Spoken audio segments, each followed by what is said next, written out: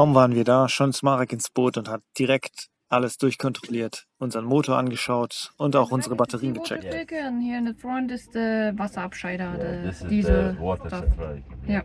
The fat for oil. And basically I'm using this on my boat everywhere now. And it's clean everything.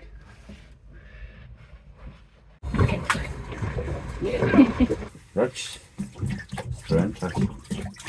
Oh, it's going here to the motor.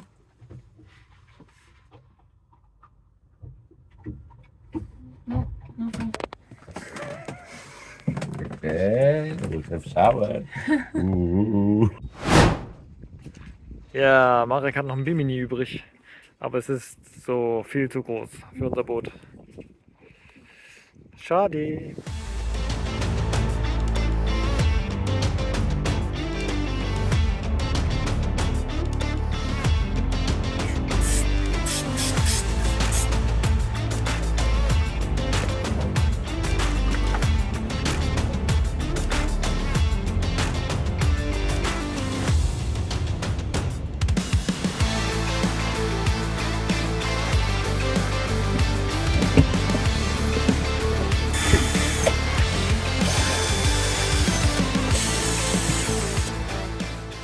Take off this.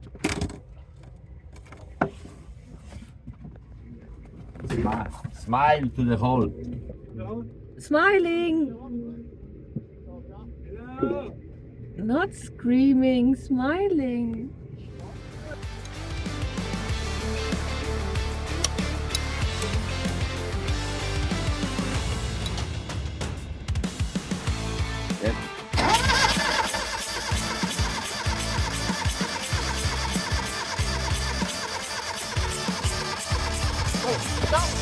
Stop. Nochmal. Nice.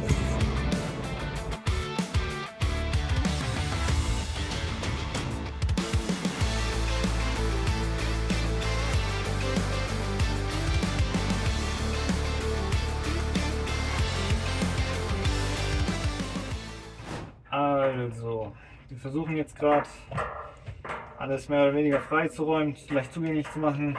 Und aktuell schrauben wir den kompletten Wassertank aus, von allen Schläuchen, Käbeln, was auch immer.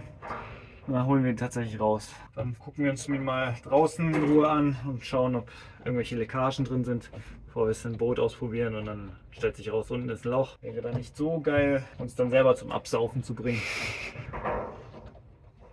Da haben wir jetzt den Wasserstandmesser. Der guckt, ob wir wie viel Wasser wir drin haben.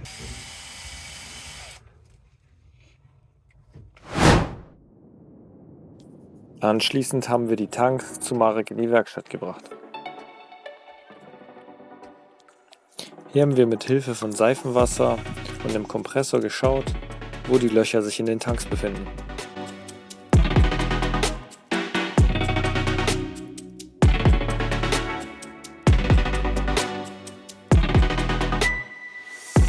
Der erste Hole.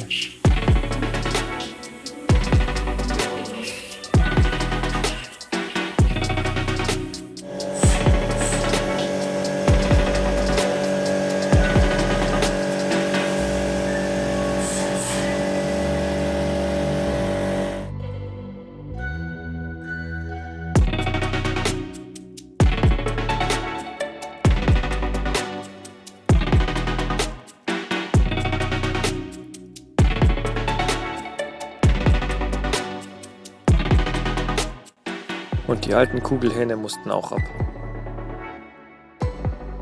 So, die Watertanks sind wieder in freiem Lauf. Ja, wir haben jetzt entdeckt, dass jeweils ein Tank rostige Stelle hat und da kommt tatsächlich Wasser raus, also die sind undicht. Das ist also in dem Fall eine richtig gute Idee von Marek gewesen, die mal auszubauen und komplett durchzuprüfen. Jetzt haben wir einen Schweißer gefunden, der würde uns das einfach mit irgendeiner Paste oder so durchpolieren und eventuell die Stücke kurz rausschneiden und dann neue Stücke reinschweißen, sodass es dann einigermaßen, also eigentlich super dicht sein muss und auch wieder ein bisschen besser aussieht als das, was es jetzt tut.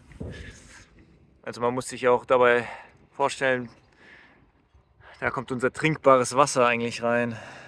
Und von außen sieht es nicht so wirklich aus, als wäre das so geil.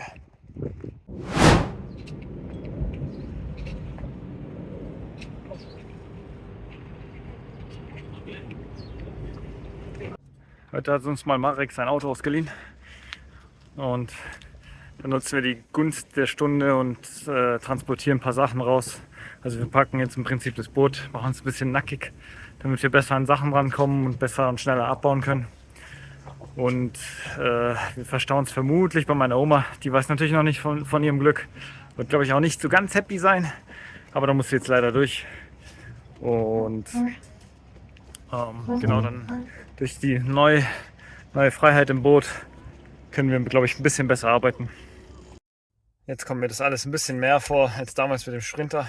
Aber gut, das Auto ist ein Tick kleiner als so ein Riesending. Früher war es ein bisschen, glaube ich, einfacher als jetzt. Hat sich dann doch ein bisschen schwieriger gestaltet, als wir es uns, glaube ich, Anfang vorgestellt haben. Aber man muss auch sagen, ich weiß nicht, ob wir es gemacht hätten, wenn wir wüssten, was auf uns zugekommen wäre. Weiß ich nicht, ob wir uns das Boot geholt hätten oder ob wir immer noch gesucht hätten. Also vielleicht muss man auch einfach ganz dumm und naiv an so Sachen rangehen, damit es tatsächlich mal, zumindest mal Lauf gibt. Also ich sehe es positiv.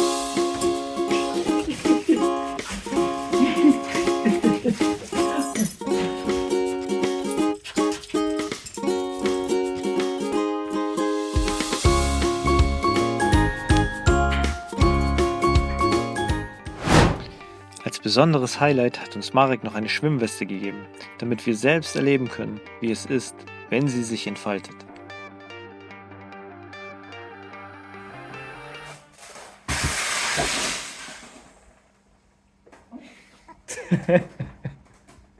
You are like overcooked. Oh, es quetscht einmal den Hals ein.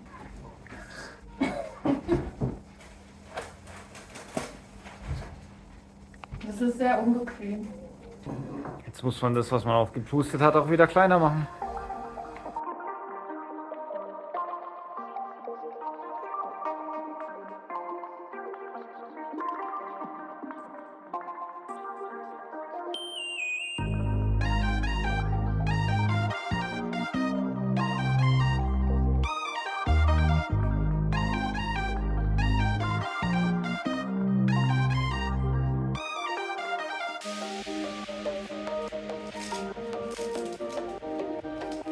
Und innerhalb von wenigen Minuten sieht aus wie neu.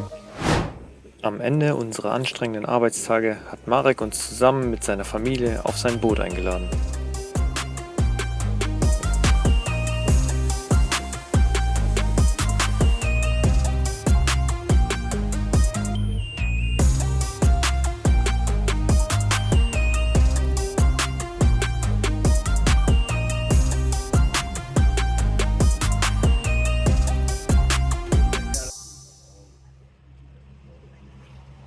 Und now.